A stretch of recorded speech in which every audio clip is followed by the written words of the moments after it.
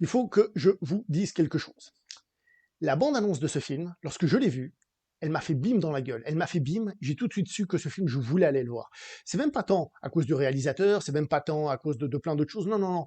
Je voulais voir ce film parce que ça faisait longtemps qu'une bande-annonce ne m'avait pas eu, simplement avec ce côté concept, effets spéciaux, idée générale. J'ai dit, waouh, c'est un film qu'il faut que j'aille voir.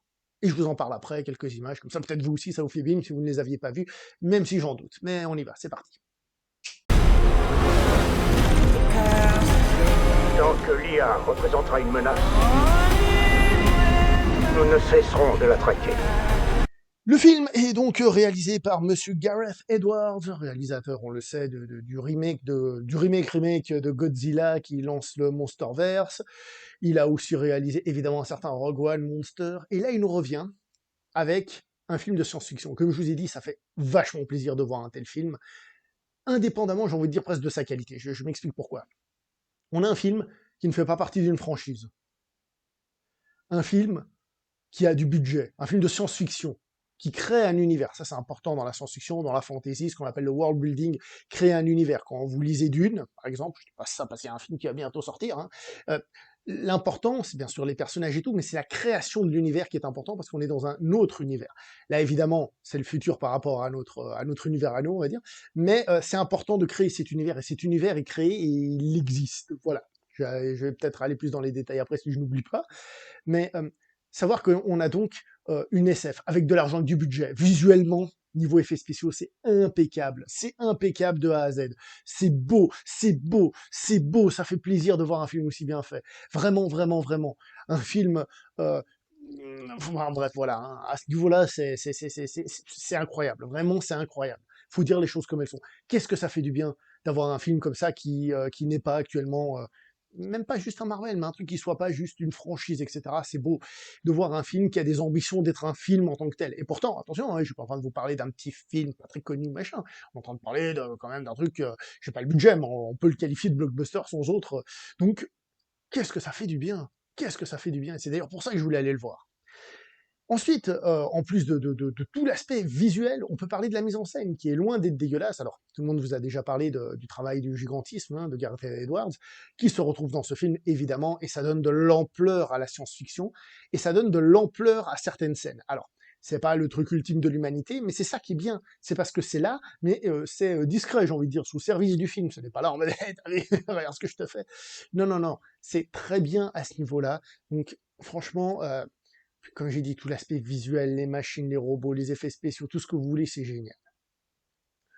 En ce qui concerne le world building, tant qu'on y est, et pas que, le film évoque clairement le Vietnam. Alors attention, quand je dis évoque le Vietnam, je le dis comme un Américain.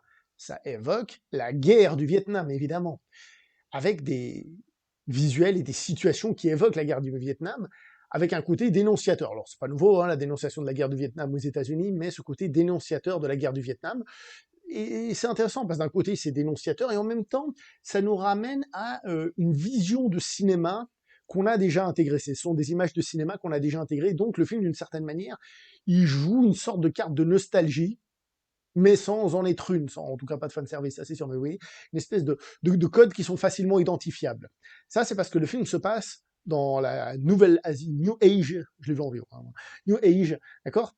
Donc on a cette évocation-là qui est claire, qui est évidente. Après, à un moment donné, on va dans une ville qui ressemble à une espèce de Tokyo futuriste, et donc là, on a l'évocation évidemment de Blade Runner, par exemple, sans, encore une fois, que ce soit en mode, tiens, regarde ma ref. Et ça, j'ai adoré. Tout ça.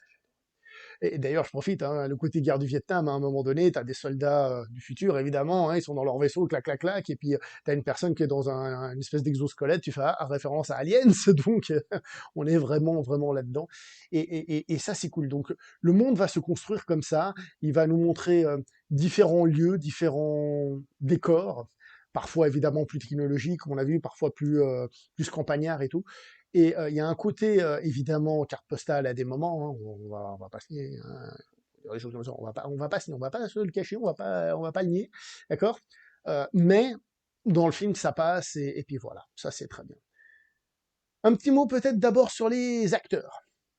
Alors, les acteurs, les acteurs. Alors, il y a le fils d'Enzel, il faut vraiment que je me rappelle son nom un jour, hein, donc John David Washington.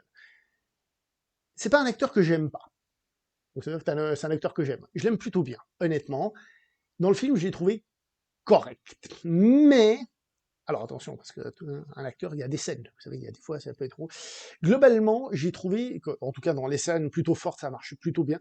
Mais j'ai quand même trouvé que, il était un peu limité. Je sais pas si c'est la direction, si c'est lui-même. En lui-même, bon, évidemment, la comparaison avec son père est pas très gentille pour lui, surtout qu'on l'a vu au cinéma il y a pas longtemps, son père, donc forcément, voilà. Mais je pense qu'il manque encore un petit peu au niveau pur acting, et c'est un petit peu dommage, ça m'a un petit peu agacé pendant tout le film, mais pas de quoi me le gâcher. Globalement, il se débrouille quand même plutôt bien, c'est juste que tu sens que ça manque un peu de possibilités, on va dire, d'aller un petit peu plus loin. Il y a une petite gamine, elle le fait très bien, j'ai trouvé. Donc voilà, niveau acteur, globalement, c'est correct. C'est pas là que le film s'en sort le mieux, et je trouve que genre, justement, John David, j'allais dire George David, heureusement que j'ai vérifié, John David, je trouve que il manque un tout petit peu par rapport aux autres, etc. C'est dommage, c'est lui l'acteur principal, je vais pas lui jeter la pierre, mais ça manque encore un tout petit peu, et c'est un tout petit peu dommage à ce niveau-là. Le film, donc comme je vous ai dit, c'est une espèce de blockbuster. Est-ce qu'il y aura de l'action, des batailles? Oui, il y en aura. On en aura pour notre fric, hein. Ça c'est sûr, on n'est pas là pour se faire arnaquer à ce niveau-là. Le film nous le donne. Mais le film, Gareth Edwards, hein, on est dans son style, est en même temps plutôt lent, très lent. Alors, question de point de vue, c'est peut-être un manque de gestion de rythme pour certains, ou alors c'est une patte pour d'autres. Moi j'ai trouvé intéressant de voir que le film, bien qu'il ait, comme je vous ai dit, des allures de blockbuster, en fait, c'est un peu une espèce d'anti-blockbuster, tout en étant un blockbuster. Parce que le film va prendre plutôt son temps, il va être plutôt posé. Et comme je vous ai dit, il y aura des actions, il y aura du pampan, mais ça part rarement dans le pur épique classique. Ça se veut un peu sale, un peu terre à terre, d'une certaine manière, une espèce de réalisme dans le sens où plus réaliste qu'un blockbuster, qui fuit un petit peu l'idée du blockbuster. Le final en lui-même est quand même plus épique, on va dire, et au passage, je profite pour vous dire tout ce qui est vraiment le moment final. Ça m'a envoyé de l'émotion, j'adorais. Ouh là là, j'adorais ça. Et donc voilà. Donc personnellement, je dois vous avouer que au niveau du ressenti, parce que je vous le dis, oui, c'est une qualité, oui, mais j'ai quand même trouvé que le film manquait parfois un peu d'impact dans son histoire ou dans son rythme, dans ce qui se passait. C'était parfois un petit peu mou, un petit peu mou. J'ai trouvé ça un petit peu dommage, mais à l'arrivée, c'est une patte et ça donne quelque chose. Voyez, donc à double tranchant, à vous de voir ce que vous pensez par rapport à ces films précédents, par exemple même Rogue One, qui est généralement adulé, considéré comme le meilleur des derniers Star Wars, compliqué, mais, il y en a qui disent d'ailleurs que le début est quand même lent. Donc soyez prévenus à ce niveau-là par rapport à vos goûts, savoir si ça vous convient ou pas, évidemment. L'histoire en elle-même, comme je vous ai dit, parfois je trouve qu'elle peine un tout petit peu, mais évidemment, comme je vous l'ai dit, Vietnam et compagnie, il y a des messages là derrière. Et le film a un message qui a par exemple été traité souvent dans le cinéma actuel, avec les pieds. Et ben celui-là, il le fait peut-être pas à la perfection, mais si on le compare à ce qui s'est fait dernièrement dans le cinéma, au niveau du traitement de ce sujet, ce film, c'est le Citizen Kane du traitement du sujet, quoi, si vous voyez ce que je veux dire. À ce niveau-là, ouais, c'est quand même une petite vingtaine de niveaux au-dessus, on va dire, pour rester poli. Et ça, c'est cool. Donc, ce qui veut dire que le film, justement, il a des messages, il envoie des choses, l'intelligence artificielle, mais est-ce que c'est vraiment le sujet, l'intelligence artificielle dans le film? Vous verrez que peut-être pas tant que ça. Voilà, peut-être pas tant que ça. Euh, D'ailleurs, le film aussi, je profite, ça c'est plus pour revenir sur presque la mise en scène, c'est un peu rétro-futuriste. Il y a qu'à voir cette intro, on a des vieilles images, puis ça devient de la science-fiction tout en restant rétro. Enfin bref, il y a plein de petits trucs comme ça qui font que j'ai beaucoup aimé euh, à ce niveau-là. Qu'est-ce qu'il y a d'autre? J'avais envie de dire une autre chose, je l'avais en tête et forcément je l'ai oublié.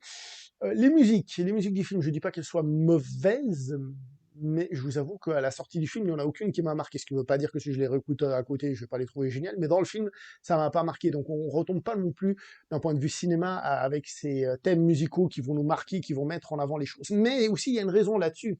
C'est que comme je vous ai dit, le film est un peu un anti-blockbuster, et alors bien que ce soit très d'actualité, ça, même dans les films qui devraient le faire, en fait, le héros, le personnage principal, n'est pas iconisé comme un héros.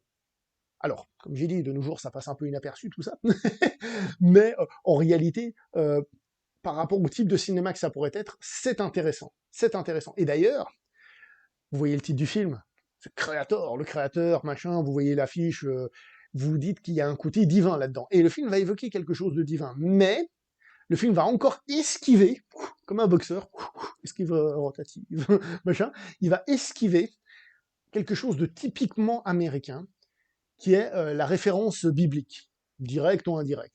Parce que l'Amérique, hein, si vous ne le savez pas, c'est pas un pays laïque, hein, c'est un pays très croyant, hein, très chrétien, protestant surtout, et ensuite catholique, hein, dans l'ordre. Et le film ne va pas faire une référence biblique. D'ailleurs, d'entrée de jeu, il y a un carton qui vous explique ce qu'est ce créateur, et que ce n'est pas une référence biblique. Et en fait, j'ai envie de dire, au-delà de ce que ça amène scénaristiquement, le film, à ce moment-là, il vous donne déjà cette intention de on a quelque chose qu'on sait où ça va, mais en même temps, je vais le détourner. C'est un blockbuster, mais en même temps, je vais un peu le détourner. On a un film avec un héros, mais en même temps, j'ai un peu le détourné. Ça parle d'IA, mais en même temps, j'ai un peu le détourné. Tout est son contraire. D'accord. Et ça donne au film, en tout cas, même si on n'accroche pas, une ambition. Une réelle ambition. Et ça, c'est cool. Ça, franchement, c'est cool. Et c'est pour ça que, indépendamment du j'aime pas, j'ai envie de recommander à tout le monde d'aller voir ce film. Maintenant, si vous me demandez si j'ai aimé le film, bah oui, je l'ai aimé. Je pense que ça se sent. Oui, j'ai aimé, j'ai aimé. Comme j'ai dit, quelques longueurs, un petit manque d'intérêt, peut-être au début un peu de peine à lancer la machine, mais c'est parce que c'est le style diesel du réalisateur qui veut ça. Et à la fin, bah ça vole, et ça vole bien. Voilà. Je vais donc m'arrêter là pour cette petite vidéo, likez, commentez, partagez, vous le savez, pour qu'on se voit dans un futur proche, avec des robots partout. À vous de choisir.